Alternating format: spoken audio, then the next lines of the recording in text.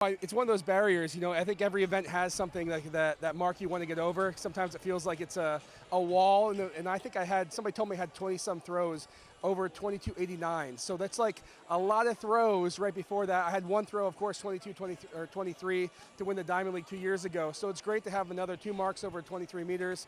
I think there's a lot more in the tank, but we're really preparing for the Olympic trials. I'm trying to make sure my minimum level is super high. I'm kind of maybe, you know, a little bit more conservative in my technique right now because I want to make sure that no matter what, I'm in the ring, I'm throwing far, I can punch the ticket on that team, because once you do that, you can have a little fun, get wild. That's where the real far throws come.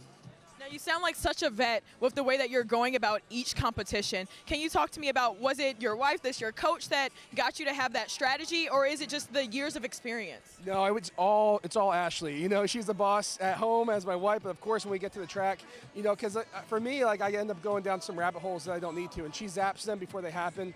You know, the effort that we are putting together as a team, I wouldn't be here without her. I wouldn't be enjoying this without her. And I think the preparation, you know, our sport has that tape measure, has a clock. The reality's there. So today, all 6 of my throws were the one to meet. So that, to me, that just means I'm guarding that bottom end. So when we go to the trials, we're getting the job done. Because of course, you know, you want to win that meet, but at the same time, you just got to be top 3. So you go to the Olympics and put on a real show. Now, 23 has been done. What's next?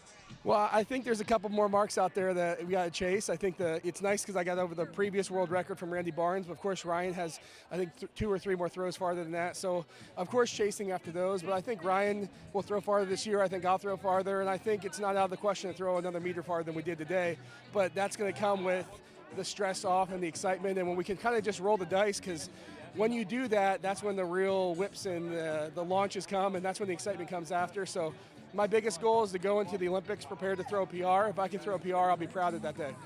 Now, can you just speak to me? You mentioned Ryan, but can you talk to me about the camaraderie that you must be feeling? It's Team USA all the way, and they're always on top. So how does that feel for you to just know that it's you and it's Ryan always?